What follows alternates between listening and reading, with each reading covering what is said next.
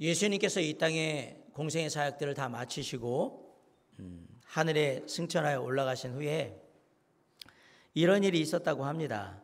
하루는 천사장 가브리엘이 예수님이 못 박히셨던 그 손과 발의 자국을 보고 주님께서 사람들을 위해서 십자가에 달려 죽으신 그 큰 사랑과 그리고 정말 주님이 얼마나 사람들을 사랑하셨는지 그 큰 은혜, 그것들을 사람들이 알면 참 좋겠는데 어떨지 모르겠네요 라고 얘기를 한 거예요. 그러자 예수님이 이렇게 대답하셨답니다. 다는 몰라도 유대 지역에 사는 몇 사람은 내 사랑과 은혜를 알 거야. 그러자 천사 가브리엘이 다시 물었답니다. 모든 사람이 주님의 은혜와 사랑을 다 알아야 될 텐데 그 사람들만 알아가지고 세상의 사람들이 다 주님의 그 크신 은혜와 사랑을 알 수 있을까요? 세상의 사람들이 다 예수님의 그 크신 은혜와 사랑을 알 수 있는 방법이 좀 없을까요? 라고 물어봤습니다. 그래서 예수님이 이렇게 대답하셨답니다. 베드로하고 야고보하고 요한하고 안드레 그리고 몇몇 내 사랑하는 제자들한테 내 얘기를, 내가 사람들을 얼마나 사랑했고 내가 십자가에 그 고통을 당하면서 그들에게 얼마나 큰 은혜를 끼쳤는지를 사람들한테 전하라고 얘기를 했으니까 아마 전달을 했겠지. 아마 그래서 사람들이 다 알고 있을 거야. 그러자 다시 천사장 가브리엘이 물었습니다. 만일에 그 제자들이 그렇게 부탁을 예수님이 하셨는데 삶에 지쳐가지고 안 하면 어떡하죠? 그리고 시간이 흘러가지고 어느 순간 그 예수님의 크신 은혜와 사랑을 다 까먹고 잊어버려가지고 생각도 안 하고 그렇게 살면 어떻게 합니까? 다른 방법을 강구하셔야 되지 않겠습니까? 그러자 예수님이 이렇게 대답하셨답니다. 나는 다른 방법은 생각해 본 게 없고 나는 그 사람들을 믿어 라고 그랬어요. 그냥 예화로 한 얘기지만 한 가지 분명한 사실이 있다면 예수님께서는 당신의 그 크신 은혜와 사랑의 이야기를 믿고 구원받은 우리들에게 그 크신 은혜와 사랑의 이야기를 다른 사람들에게 전하도록 부탁하고 계시다라는 사실은 우리가 알 수 있습니다. 나를 사랑하시고 나를 십자가에서 내 모든 죄를 대신하심으로 말미암아서 나를 하나님의 자녀 삼으신 우리 주 예수 그리스도, 그분이 나의 삶에 맡기신 게 있다면 그 큰 은혜와 사랑의 이야기, 내가 너를 사랑한 이야기를 사람들도 알면 좋겠다, 그 사랑의 이야기를 좀 알려주면 좋겠다라는 그 주님의 기대가 저와 여러분에게, 믿는 자에게 있는데도 불구하고 그 주님의 기대에 부응하지 못하는 우리의 삶을 바라보면서, 그리고 더 나아가서는 나 하나 추스리기 바빠가지고 바쁘게 이렇게 저렇게 우왕좌왕하며 살고 있는 내 모습을 바라보면서 정말 부끄럽고 미안한 그런 마음이 마음속에 가득해 있는 것을 보게 됩니다. 예수 그리스도께서 죄인된 나를 사랑하셔서 나의 모든 죄를 대신하셔서 십자가에 달려 돌아가신 그 복음의 귀한 소식을 전해야 한다는 것을 너무나도 잘 알고 있음에도 불구하고, 그리고 한 사람 한 사람에게 그 사실을 알려줌으로 말미암아 그들도 동일한 주님의 은혜와 사랑을 누려야 한다는 것을 늘 알고 있어서 그렇게 해야지라고 마음 먹으면도 불구하고 정작 하려고 하면 그게 쉽지 않은 나의 삶을 바라보면서 왜 잘 안 될까? 왜 우리의 삶을 통해서 예수님의 그 크신 은혜와 사랑을 전하는 게 그리 쉽지 않을까라는 생각을 하게 되면서 오늘 저는 안드레와 함께 그 문제가 어떻게 하면 해결될 수 있는지 한번 살펴보고자 합니다. 제가 오늘 여러분에게 소개해드릴 안드레는 예수님의 고향인 나사렛에서 동쪽으로 한 40km 정도 떨어진 벳세다의 어부인 아버지 요나와 어머니 요한나의 아들로 태어났습니다. 마가복음 1장 29절에 보면 재미난 사실이 사도 베드로와 이 안드레가 형제지간인데 사촌인지 혈육의 형제인지 그건 잘 모르겠고 또 누가 형인지 아우인지도 잘 발표를 안 했지만 중요한 건 베드로와 안드레가 형제지간이었다라는 사실이에요. 또한 요한복음 1장 38절로 39절 얘기를 보면 원래 안드레가 예수님을 따르기 전에는 침례 요한을 따르던 제자였다라는 것을 알게 됩니다. 예수님께서 침례 요한에게 침례를 받으시려고 나올 때에 그 예수님의 모습을 보면서 예수님이 침례 요한이 예수님을 향해서 보라 세상 죄를 지고 가는 하나님의 어린 양이시라고 그렇게 말하는 얘기를 듣고 그 다음에 예수님을 쫓아간 두 제자가 있는데 그 제자 중에 한 사람이 누구냐? 바로 이 안드레입니다. 어느 날 안드레는 예수님과 대화를 나누다가 예수님이 성경이 말하는 메시아 그리스도구나 라는 것을 마음에 확신하게 되고 그 이후로 예수 그리스도를 자신의 삶의 구세주 구원자로 믿고 그리고 따르게 되는 그러한 역사가 있게 됩니다. 재미난 것은 그 뒤를 이어서 베드로, 빌립, 나다나엘이 예수님을 만나게 되고 예수님을 따르게 되는데 어쩌는지는 모르게 중간에 잠깐 본업이었던 고기 잡으러 돌아가서 고기를 잡고 있는 물고기를 잡고 있는 어부의 생활을 하고 있는데 그때 예수님께서 이들을 찾아가서 고기잡이를 그만두고 나를 쫓으라 사람을 낚는 어부가 되게 하겠다라고 얘기를 하자 이제 완전히 주님을 따르게 되는 모습을 보게 됩니다. 주님의 명령을 기꺼이 따라서 그 삶을 주님께 드리는 안드레의 모습을 보면서 안드레의 삶 가운데 예수 그리스도를 향한 믿음이 분명히 있구나 하는 사실을 우리는 알게 됩니다. 안드레는 베드로와 같은 훌륭한 설교자는 아닙니다. 많은 사람들에게 복음을 전하여서 많은 사람들이 구원받게 하는 그러한 사람은 아니었지만 놀랍게는 안드레는 주님께서 말씀하셨던 그 놀라운 말씀의 교훈들을 주변에 있는 사람들 한 사람 한 사람 전해가지고 그들이 주님께 돌아올 수 있도록 인도했던 그러한 사람인 것을 우리가 보게 됩니다. 먼저 자신이 깨달은 그 진리를 누구에게 전했느냐? 예수님이 메시아라는 그 진리를 제일 먼저 형제 베드로에게 전하고 있는 것을 우리가 보게 됩니다. 형제 시몬이 안드레가 자신에게 와가지고 내가 메시아를 만났다. 내가 그리스도를 만났다. 그분이 바로 예수 그리스도라고 얘기를 했을 때 시몬 베드로가 적잖이 놀랐을 거예요. 얘가 이렇게 얘기할 사람이 아닌데 그런데 자기한테 와서 메시아를 만났다고 얘기하니까 많은 충격을 받았던 거예요.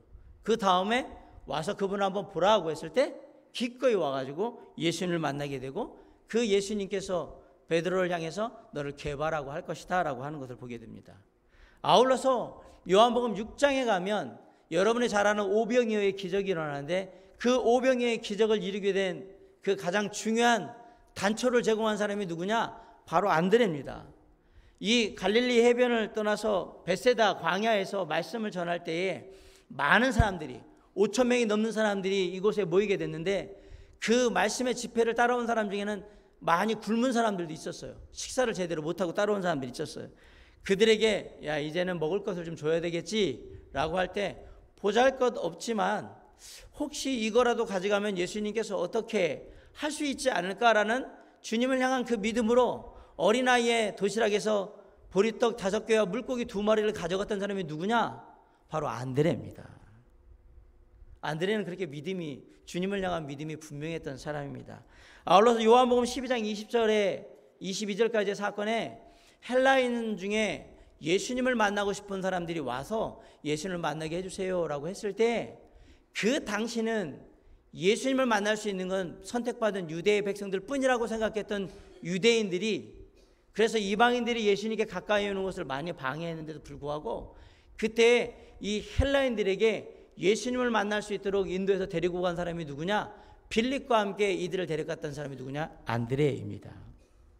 예수님이 세상을 구할 구원자이시며 메시아로서 모든 민족들에게 복음을 전함으로 그들이 하나님의 자녀가 될 수 있도록 그렇게 이끌어 줄 거라고 믿었던 사람, 그 사람이 바로 안드레. 그 복음을 전하며 한평생 살았던 사람이 누구냐? 바로 안드레입니다. 아울러서 베드로의 가능성을 보고 주님께 인도해서 지도자가 되게 한 사람, 그 사람이 바로 안드레입니다. 형제 베드로와 동료 야고보, 요한이 자기보다 훨씬 더 주님과 가까이서 주님의 사랑을 받고 주님께 귀하게 쓰임받았음에도 불구하고 그런 부분에 대해서 서운해하거나 섭섭해하지 않고 기꺼이 자기의 자리에서 묵묵하게 끝까지 복음을 전하며 사람들을 하나님 앞에 인도했던 사람, 주님을 섬김으로 만족했던 사람, 그 사람이 누구냐? 바로 안드레입니다. 사람은 누구나 높은 지위를 갖기를 원하죠. 사람은 누구나 사람들에게 존경받기를 원하고 인정받기를 원합니다. 근데 놀랍게도 주님의 제자들 중에서 그것과 상관없이 내가 하는 일을 그냥 묵묵히 하면서 뒤에서 늘 하나님께 사람들을 인도하면서 주님의 말씀을 따라 충실하게 살아갔던 사람들, 뒤에 머무는 것을 괴로워하지 않았던 사람, 그리고 묵묵히 자기 일에 최선을 다했던 사람, 자기 주변의 사람들을 주님께 인도하기를 그치지 않았던 사람, 그 사람이 바로 안드레였던 것을 우리는 알게 됩니다. 이런 안드레의 삶이 과연 우리에게 어떤 교훈을 주느냐? 안드레의 삶을 통해서 우리가 얻을 수 있는 가장 큰 교훈은 영혼에 대한 관심입니다. 그는 삶을 통해서 사람들을 예수께 인도했던 사람입니다. 베드로나 바울은 대중을 향한 설교를 통해서 예수 그리스도의 복음을 전하고 그 복음을 듣는 몇천 명의 사람, 몇백 명의 사람들이 예수님께 나와서 예수님을 믿게 되고 이런 놀라운 구원의 역사를 이루는 사람이었지만, 놀랍게도 안드레는 그런 사람은 아니었어요. 그러나 끊임없이 자기 주변에 있는 가족들과 친구들과 동료들에게 복음을 전함으로 한 사람 한 사람씩 예수 그리스도를 믿게 했던 사람이 누구냐? 바로 안드레였던 것을 우리가 보게 됩니다. 제일 먼저 누구를 데려왔어요? 자기 형제인 시몬 베드로를 데려오지 않습니까? 안드레는 관계를 통해서 개인 전도하는 게 얼마나 중요한 건가라는 것을 우리에게 알려주고 있습니다. 여러분, 개인 전도가 뭐냐? 말 그대로 그냥 한 사람을 예수님께 소개해서 인도하는 거예요. 그러면 관계 전도는 뭐냐? 말 그대로 관계가 있는 사람, 내가 잘 아는 사람, 내가 친한 사람을 예수님께 인도하는 게 그게 관계 전도예요. 많은 사람들이 전도라는 말 자체를 정말 어렵게 생각을 합니다. 전혀 그럴 필요가 없습니다. 나이스란 신학자가 전도에 대한 아주 재미난 정의를 내는데, 전도란 한 거지가 다른 거지에게 빵이 어디에 있는지 알려주는 것, 그게 전도라고 했습니다. 거지에게 가장 고픈 게 뭐예요? 배고픔이잖아요. 배를 채워야 되잖아요. 그런데 어느 거지가 빵이 어느 곳에 무료로 먹을 수 있는지를 알았어요. 그럼 그 거지가 배를 채우고 가서 다른 거지를 만났을 때 어떻게 해야 되느냐? 야, 저기 가면 네가 배불리 먹을 수 있는 빵이 있어. 알려주는 게 전도예요. 전도는 어려운 게 아니에요. 내가 만난 예수님, 나의 인생을 바꿔놓은 예수님, 지금 내 삶을 주관하고 계신 그 예수 그리스도, 그 예수 그리스도를 다른 사람도 알았으면 좋겠다라고 생각하고 그들에게 가서 예수 그리스도를 소개하는 것, 그게 전도예요. 안드레에게 했던 게 바로 그 전도라는 사실입니다. 근데 이 전도는 아무나 할 수 있는 것이 아닙니다. 주님을 전하려고 하는 사람들은 그 마음속에 뭔가 다른 것이 있다는 것을 우리는 알아야 됩니다. 그것이 없으면 전도를 할 수가 없습니다. 뭔가 누군가에게 내가 아는 예수님, 내가 믿는 예수님, 나의 삶을 변화시킨 그 예수 그리스도를 전하는 것은 그냥 예수를 믿는 것만으로는 되지 않아요. 뭔가 그 안에 다른 게 있어야 한다는 사실이에요. 뭐가 있어야 될까요? 먼저 믿음의 결단이 있어야 합니다. 안드레는 예수 그리스도를 만났을 때 평생을 예수님을 믿고 따르기를 결심합니다. 쉽게 말하면 나는 절대 예수님을 떠나지 않을 것이다 라는 마음의 각오가 안드레의 마음 가운데 있었다라는 사실이에요. 어떤 대가를 치르더라도 나는 예수님과 함께하는 삶을 살겠다 작정했던 거예요. 그러니까 삶의 가장 큰 생계의 수단이자 자기의 부유함을 증명하는 배와 그물들을 다 버려두고 예수님을 쫓아간 거예요. 우리 또한 누군가를 예수 그리스도께 인도하기 원한다면 먼저 우리의 삶에 평생의 삶을 다하여서 이 땅의 삶이 다하는 그날까지 우리 주 예수 그리스도를 따라 살고자 하는 분명한 삶의 결단이 있어야 합니다. 전도를 하는데 되면 좋고 안 되면 어쩔 수 없고 그런 생각으로는 그 누구도 예수님께 사람들을, 영혼들을 인도할 수 없습니다. 왜 그렇습니까? 예수 그리스도를 전하는 내 태도가 애매모호하고 내가 죽을 때까지 그 어떤 상황 속에서도 예수 그리스도와 함께하는 삶을 살겠다는 분명한 믿음의 확신이 없는데 그 누가 내 말을 듣고 예수를 믿겠냔 말입니다. 내가 불분명한데, 내가 제대로 되어 있지 않는데 누가 예수를 믿겠냔 말이에요. 누가 내 말을 믿겠냔 말이에요. 사기를 쳐도 확신 있는 것처럼 사기를 쳐야 사기를 칠 수 있죠. 그런데 우리는 지금 사기치는 게 아니에요. 내가 만난 예수, 내가 믿는 예수, 나의 삶을 예수 믿기 전과 예수 믿은 후로 분명히 변화시킨 예수, 지금도 내 삶의 주관자가 되셔서 나의 삶을 이끌고 있는 그 예수에 대한 분명한 믿음의 확신이 있을 때에 전도가 되는 겁니다. 어느 날 한 친구가 가장 친한 친구한테 가서 내가 예수 믿는데, 내가 교회 다니는데 이런 게 좋아, 예수 믿으니까 이런 게 좋아, 마음이 편해지고 항상 기도할 때 예수님이 내 기도에 응답해 주시고 내 삶이 참 좋아졌어, 예수 믿으면 참 이런 게 좋다고 막 얘기를 했어요. 근데 그 얘기를 다 듣고던 친구가 내가 한 가지만 너한테 진짜로 물어본다. 지금까지 네가 나한테 말한 예수님을 진짜 네가 믿니? 라고 물어봤어. 너 나한테 말한 그 예수님이 그냥 나한테 교회 다니라고 네 입에 그냥 습관적으로 다니는 그런 얘기를 한 건지, 아니면 정말 네 삶이 그래서 그 얘기를 나한테 한 건지 정확하게 얘기해 주라는 얘기예요. 사랑하는 성도 여러분, 예수를 얘기하는데 목사님이 이렇게 얘기하라고, 이렇게 해야 전도된다고, 그래서 여러분들이 누군가에게 그렇게 얘기를 하고 있다면 그 사람이 그 사실을 믿겠습니까? 내 삶이 그것을 안 믿는데 입으로 그렇게 고백한다고 그 사람이 믿겠냐라는 사실이에요. 왜 기독교가 욕을 먹습니까? 저는 예수를 사람들이 싫어한다고 생각하지 않아요. 교회와 교회에 다니는 사람들이 싫으니까 듣기 싫은 거예요. 왜? 입으로만 얘기하니까. 삶은 전혀 아닌데 입으로만 계속 그렇다고 얘기를 하니까 믿기 싫은 거예요.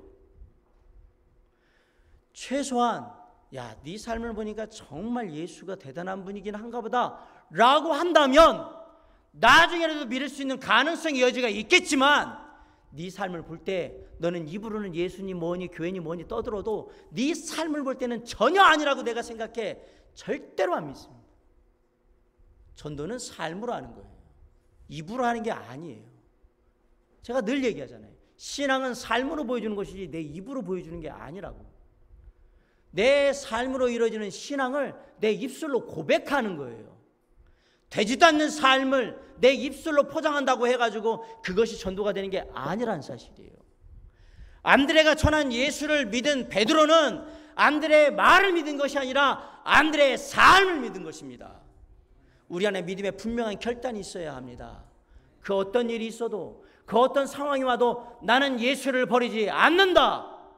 돈 때문에 예수 버리지 않고, 가족 때문에 예수 버리지 않고, 친구 때문에 예수 버리지 않고, 상황이 안 좋다고 예수를 버리는 그러한 삶이 아니라는 게 증명됐을 때에 전도가, 내가 전하는 예수가 힘이 있는 거란 사실이에요.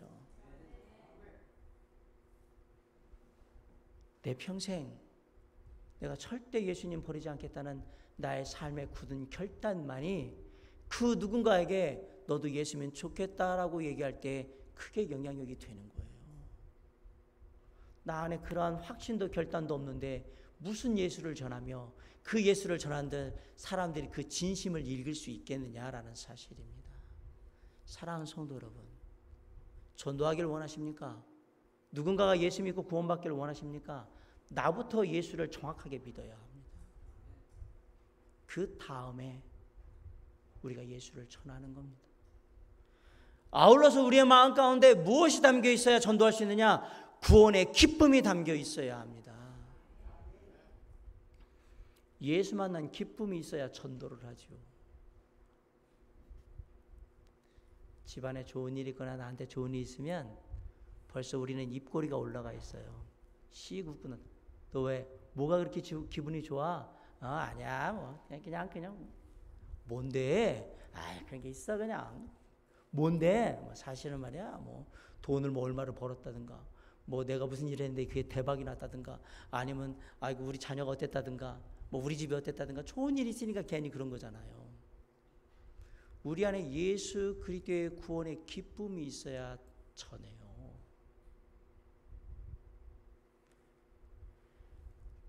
안드레가 예수님 만난 다음에 마음 가운데 너무 좋으니까 그 좋은 거, 이 말로 표현할 수 없는 이 기쁨을 이거 누구한테 얘기를 해줘야 되는데 제일 먼저 찾은 사람이 누구예요? 형제 베드로잖아요. 내가 예수님 만났는데 예수님하고 이런 얘기를 했는데 그분이 메시아야. 그분이 그리스도야. 너도 그분 믿고 만났으면 좋겠다고. 그 구원의 기쁨이 있으니까 베드로에게 전한 거예요. 그 모습을 베드로는 다 본 거예요. 그리고 나서 뭐 합니까? 간 거예요. 나도 한번 봐야 되겠다. 전도가 되는 겁니다. 메시아 예수 그리스도를 만난 것이 나의 삶에 얼마나 기쁜 일인지, 그분과 함께하는 삶이 얼마나 행복한 일인지를 내가 분명히 누리고 있어야, 알고 있어야 전하죠. 우리의 마음 가운데 구원의 기쁨이 살아있을 때 그 꼴보기 싫은 옆집 길동이 엄마도 저 사람도 이거 알면 좋을 텐데 라고 생각하게 되는 거고요. 그 얄미운 친구 철수도 그래도 저 녀석 저거 예수 믿으면 참 좋겠는데 라고 생각하게 되는 거고요. 직장에서 내 늘 괴롭히는 그 직장의 동료 영희도 그래도 저 사람도 예수가 필요한데 라고 생각하게 되는 거예요. 내 안에 주님이 나를 구원하셔서 하나님의 자녀 삼으신 그 기쁨이 있어야 합니다. 그래야 전하는 겁니다. 내 안에 아무 기쁨이 없는데 뭘 얘기를 하겠습니까? 해봐야 넋두리밖에 더 하겠습니까? 해봐야 안 좋은 얘기밖에 더 하겠습니까? 그 누가 예수를 전합니까? 나의 삶에 예수 그리스도께서 나를 구원하셔서 하나님의 자녀 삼으셨고 그 하나님이 지금도 살아계셔서 나의 삶에 하나하나의 모든 것들을 주관하고 계시고 내 삶의 그 어려움 속에서 내가 평안할 수 있고 내가 소망을 가지며 이 모든 것들을 힘차게 이겨나갈 수 있는 이유가 바로 예수 그리스도 때문이라는 분명한 믿음, 그 기쁨이 있어야 전할 거 아닙니까?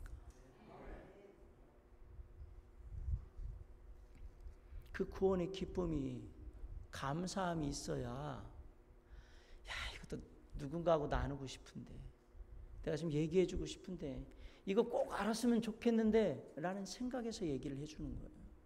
그러므로 우리가 누군가에게 예수 그리스도를 전하기를 원한다면 먼저 회복되어야 될 게 무엇이냐? 예수 그리스도가 나를 구원하셔서 하나님의 자녀 삼으셨고 지금도 자녀된 나의 삶을 선하게 아름답게 은혜롭게 인도하고 계시다는 그 감사함, 기쁨이 회복돼야 예수 그리스도를 전할 수 있는 겁니다. 사랑하는 성도 여러분,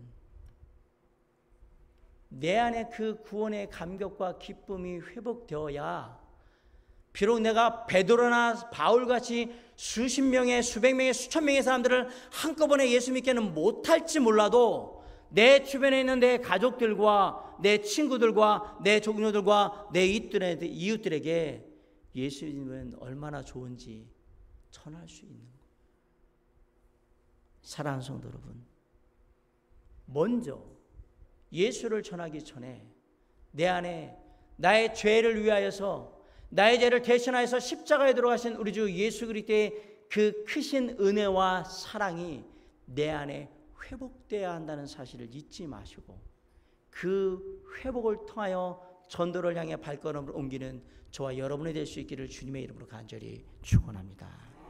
마지막으로 우리가 예수를 전하는 이유가 뭐냐? 그 한 사람을 향한 가능성, 비전 때문에 전하는 겁니다.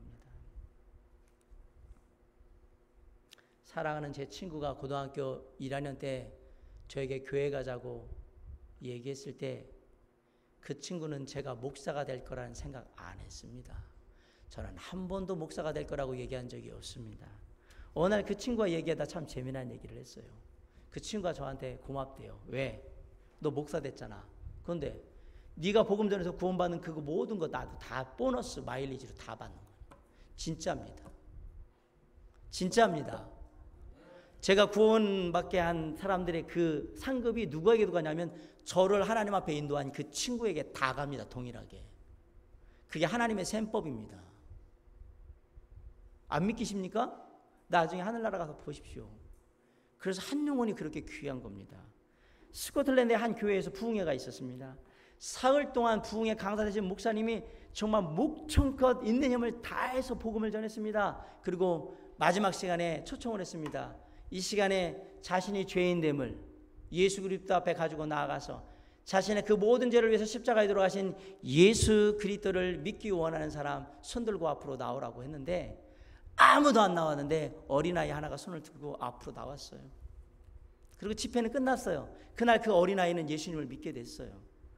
어느 날 이 부흥회 강사 목사님이 친구 목사님하고 얘기를 하는데 그때 그 교회에서 갔던 그 부흥회 광경을 얘기하면서 내가 3일 동안 죽으라고 복음 전하면서 열심을 다해가지고 마지막 날 초청을 했는데 딸랑 어린아이 하나 손들고 나왔다고. 야, 참 진짜 너무하더라고. 그 얘기를 막 친구한테 했어요. 그런데 여러분, 그 어린아이가 누군지 아십니까? 그 어린아이가 자라서 신학을 공부하고 그 어린아이가 자라서 아프리카 선교를 위해서 헌신하여서 아프리카에 있는 수많은 그 흑인들, 그 사람들을 복음을 전하기 위해서 정글을 누비면서 오지를 누비면서 복음을 전해서 아프리카의 수십만 수백만의 사람들을 하나님께 인도한 데이빗 리빙스턴이 바로 그 어린아이였습니다. 어린아이 하나라고요? 그 어린아이 하나가 그날 구원받음으로 말미암아 얼마나 많은 영혼들이 구원받을 수 있게 됐는가 잘 생각해 보십시오. 오늘 한 사람이 구두가 찢어져가지고 구두를 수선하려고 구두방에 갔습니다. 근데 구두방에 보니까 구두를 수선하는 젊은 청년이 있어서 구두선을 맡기면서 그 일을 하는 중간중간에 교회 다니느냐고 예수 믿으라고 그리고 예수님의 복음에 대해서 쭉 설명을 해줬어요. 그 청년이 그날 믿었는지 안 믿었는지 잘 모르고 꼭 예수님 믿으면 좋겠다고 그러고서 수선한 구두를 가지고 그리고 집으로 돌아왔어요. 그런데 그날 그 구두방에 있는 젊은 청년이 예수를 믿습니다. 그 사람이 수백만 명의 사람들을 예수님께 인도한 부흥사 D.L. 무디입니다.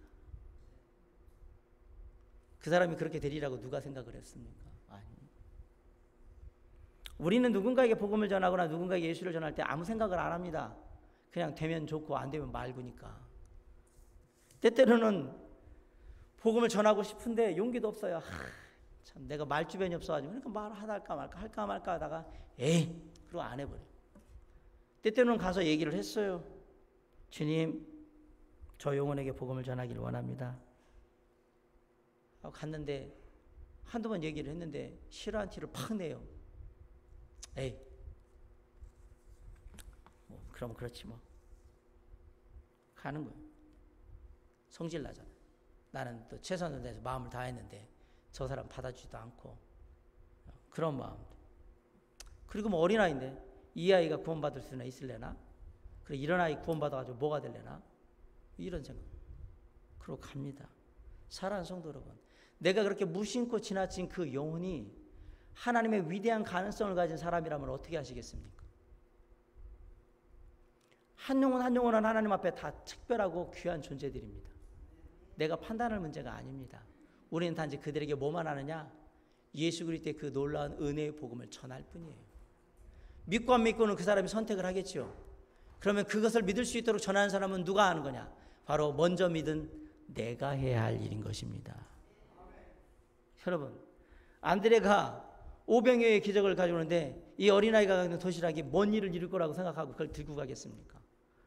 얘가 그 5천 명이 넘는 사람들을 먹이는 놀라운 역사의 주인공이 얘가 될 거라고 생각이나 하면서 데려갔겠습니까?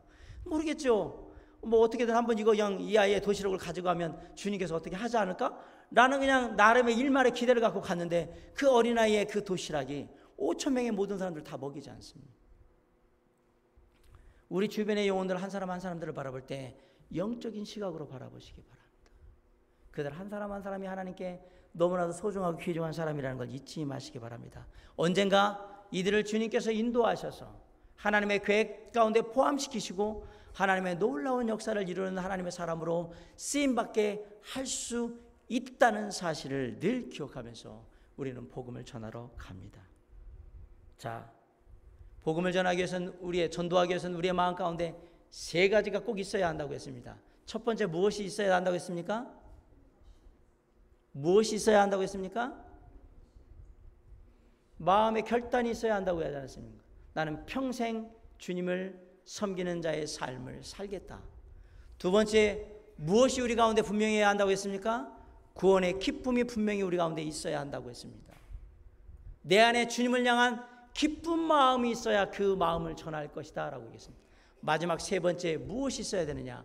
영혼들을 바라볼 때 내가 별로 좋아하는 스타일이 아니고 내가 가고 싶지 않은 스타일이고 그냥 그렇게 하기 싫은 별로 그런 마음이 들지라도 그 영혼이 하나님의 계획 가운데 있던 영혼이라면 나는 그 일을 하리라 라는 한 영혼을 향한 비전으로 그들에게 나아가라고 얘기를 했습니다. 자, 그랬다면 이제 전도하러 나가야 되죠? 네, 나가야 합니다. 그럼 어떻게 효과적으로 전도를 할 거냐? 저는 이제 그 실질적인 얘기를 드리려고 합니다. 전도의 공식 중에 1500대, 150대, 10대 1이라는 공식이 있어요. 참고로 적어 놓으시면 좋을 것 같아요. 전도에 관한 통계조사로 나온 공식이에요. 노방에서 우리가 길거리에 나가서 전도지를 가지고 나서 1500장을 돌려야 한 사람 정도가 그 반응을 할 거라는 얘기예요. 몇 장? 1500장 돌리면 몇 명이 반응한다고요? 한 명 정도. 그럼 150은 뭐냐? 신문 광고나 이렇게 아파트 이런 데 들어가 있잖아요. 이렇게 개인적으로 어떤 집에 이렇게 특정한 집안에 이렇게 들어갈 수 있도록 하는 전단, 안내지 이런 것들을 복음전도지 이런 것들을 통해서 이렇게 특정한 사람들에게 전하면 150명 전해야 한 명 정도가 반응할 거라는 얘기입니다. 그럼 10은 뭐냐? 내가 아는 사람, 관계전도 10명 하면 10명 했을 때 한 명이 복음에 반응할 거라는 사실이에요. 10명 했을 때.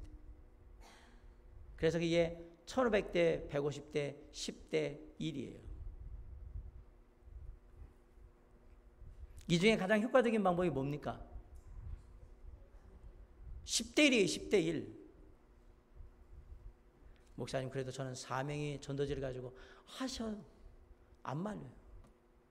그거 나쁘다고 얘기하는 게 아니라 효과적으로 하자라고 얘기하고요. 목사님, 저는 10대 1도 하고요. 전도지도. 아유, 제가 뭐 쌍수 들고 환영하고 만세 할렐루야를 외치죠. 중요한 건 안에서 문제지. 평상시에 관계가 있는 사람 10명을 전하면 그 중에 한 명 정도 반응합니다.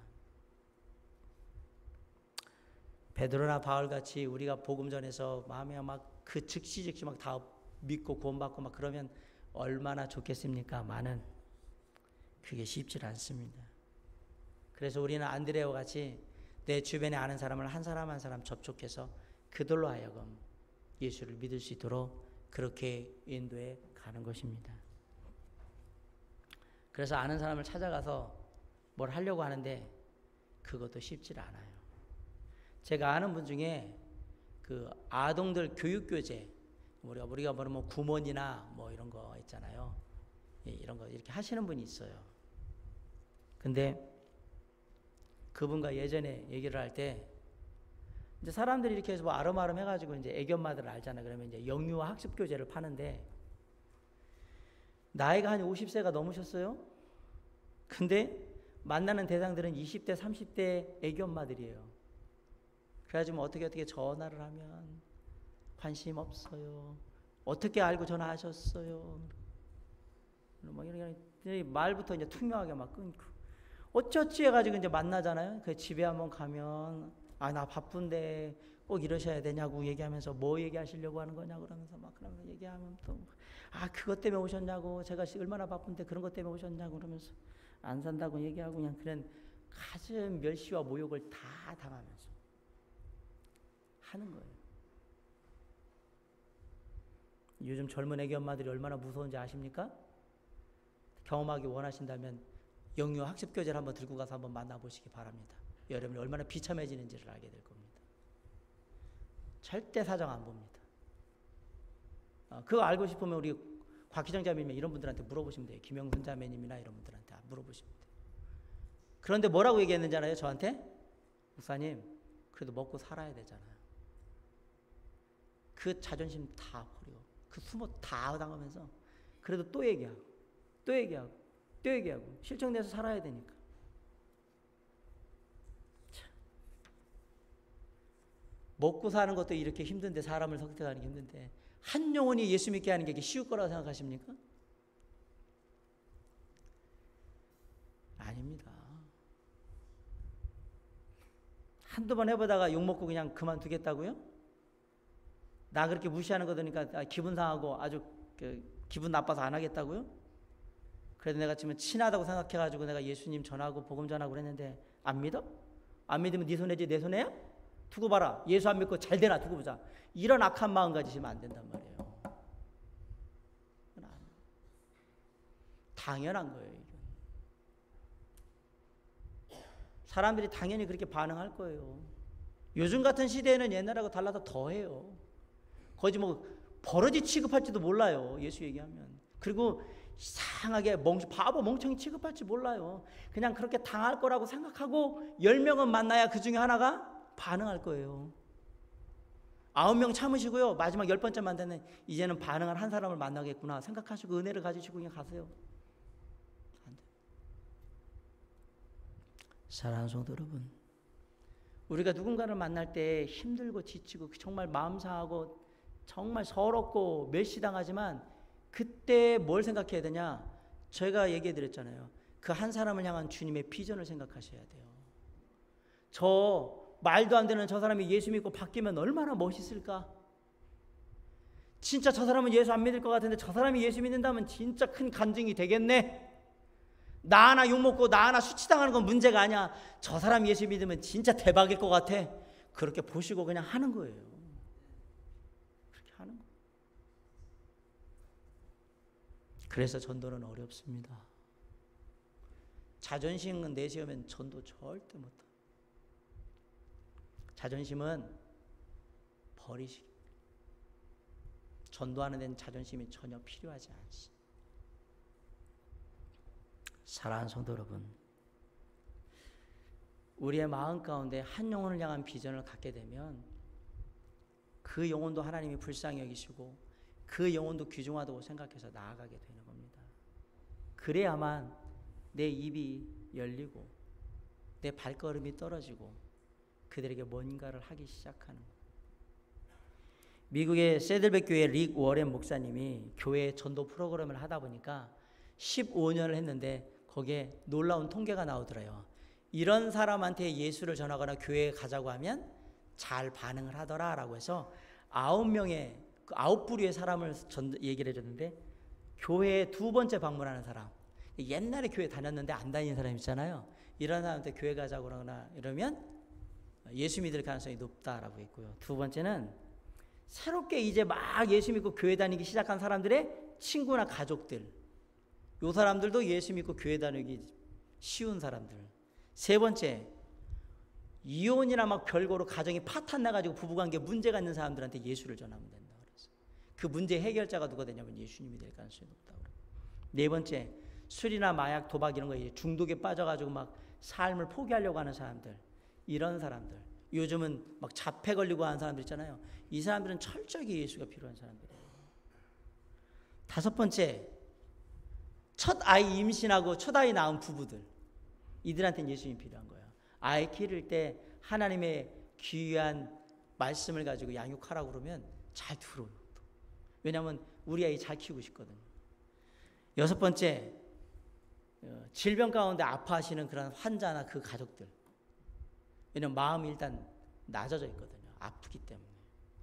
7번째, 문제야 자녀를 둔 부모들한테 예수 믿으라고 그러면 그 예수님께 나가서 하나님 믿고 기도하면 자녀가 좋아질 수 있다고 생각하면 나와요. 또 8번째, 최근에 실직을 했거나 재정적으로 어려움 당하고 있는 그러한 가정, 거기 예수 믿으라고 하면 믿을 가능성이 높습니다.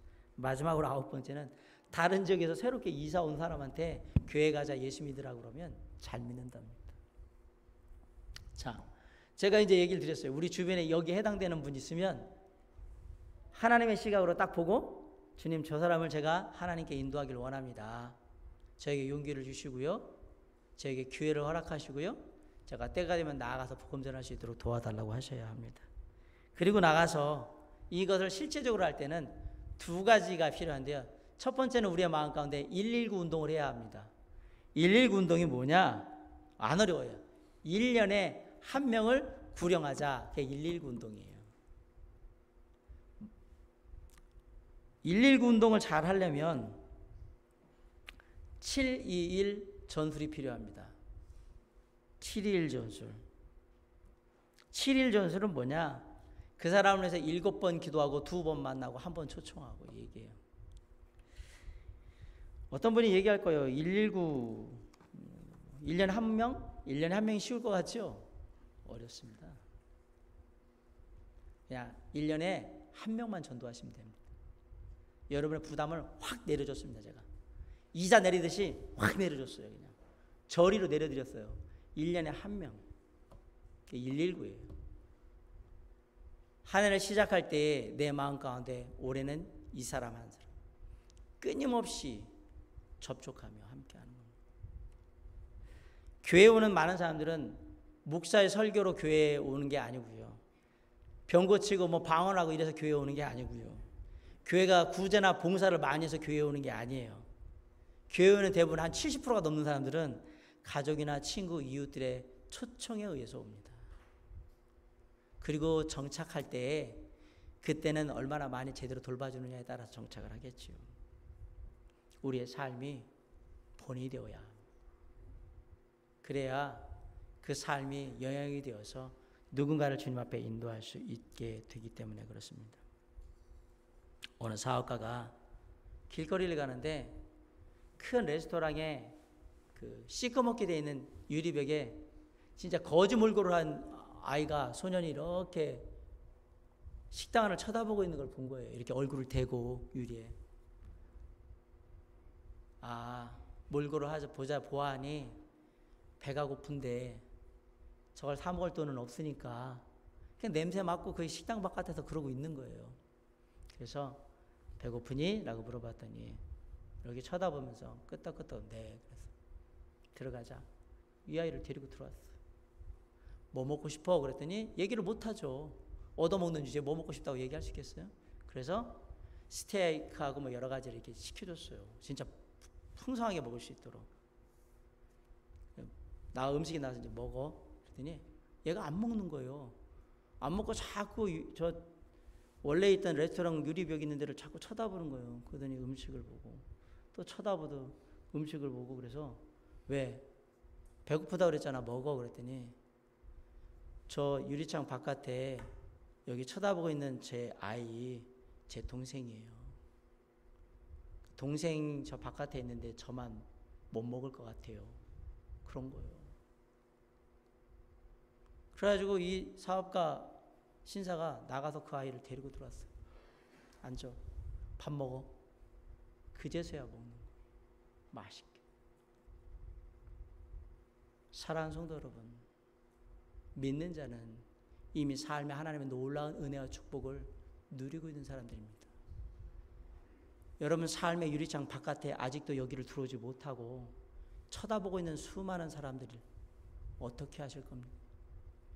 그들의 얼굴이 저 바깥에 있는데 음식이 넘어갑니까? 나만 먹으면 되는 겁니까? 그들도 함께 먹어야 되지 않겠습니까? 그들도 함께 주님의 크신 놀라운 은혜를 함께 누려야 하지 않겠습니까? 안드레가 됩시다. 한 사람 한 사람 보면서 저들도 나와 똑같이 하나님의 은혜와 사랑을 누리면 좋겠다. 내가 누리고 있는 그 하나님의 은혜와 사랑을 저들도 누리면 좋겠다. 알면 좋겠다. 그렇게 생각하고 한 사람 한 사람을 바라보고 그들에게 나아가는 겁니다. 1년 안에 여러 사람을 주님께 인도하면 참 좋겠지만, 더할 나위 없이 좋겠지만 안 된다면 내가 한 명이라도 주님께 인도하기를 원합니다. 내가 누리고 있는 그 놀라운 하나님의 은혜와 사랑을 그 사람도 알기를 원합니다. 제가 함께 하기를 원합니다. 그 마음으로 1년을 보내시기 바랍니다.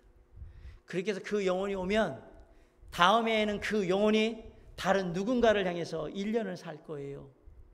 물론 그 다음에 나도 또 다른 누군가를 위해서 1년을 살겠죠. 그렇게 또 한 영혼이 구원받으면 그 다음에는 세 사람이 또 다른 세 사람을 위해서 1년을 사는 거예요. 사랑하는 성도 여러분, 한 사람이면 족합니다. 안드레와 같은 관심을 가지면 그 한 사람이 보이게 될 것입니다. 우리 교회 안에 안드레와 같이 잃어버린 영혼 한 사람 한 사람에게 관심을 갖고 그들을 위해서 기도하며 그들을 하나님 앞에 인도하고자 애쓰는 귀한 하나님의 사람들이 더욱더 많아질 수 있기를 주님의 이름으로 간절히 축원합니다. 그 한 사람 한 사람이 그 안드레와 같은 사랑하는 형제자매를 통해서 인도함 받았을 때 그들의 삶이 그 누구보다도 위대한 하나님의 사람으로 놀라운 하나님의 축복과 은혜 가운데 아름답게 쓰임받을 수 있는 그런 인생이 될 수 있기를 간절히 축원합니다. 오늘 주님의 말씀을 전하면서 우리가 정말 그런 준비가 되었을까? 우리의 마음에 결단이 있는가? 구원의 기쁨이 회복되어 있는가? 한 영혼 한 영혼을 향한 하나님의 그 놀라운 비전으로 그들을 바라보고 있는가? 다시 한번 살펴보고 그 준비가 되었다면 이제 우리의 발걸음과 손발을 움직여서 우리의 입술을 열어서 우리 주 예수 그리스도를 전함으로 한 영혼을 하나님께 인도하는 놀라운 역사가 이곳에 함께 할 수 있기를 주님의 이름으로 간절히 축원합니다. 지금 이 시간 하나님의 성령께서 우리의 마음 가운데 그런 간절한 소망을 주시고 기도하게 하시고 다짐하게 하시고 그 일을 위해서 헌신할 수 있도록 도우시기를 주님의 이름으로 간절히 축원합니다. 기도하시겠습니다.